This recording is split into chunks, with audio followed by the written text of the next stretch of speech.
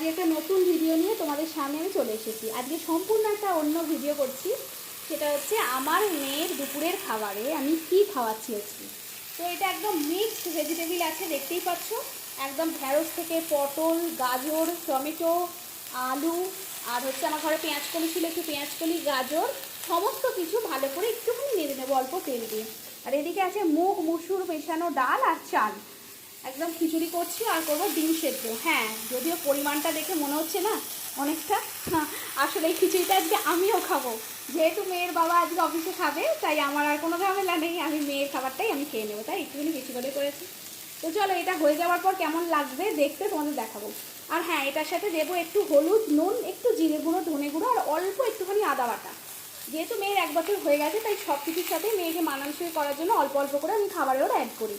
তো তাতে কোনো সমস্যা হয়নি। তোমাদের যাদের 1 বছর প্লাস বাচ্চা আছে, তাদের এইভাবে করে দিতেই পারো, কোনো অসুবিধা হবে না। চলো, টাটা।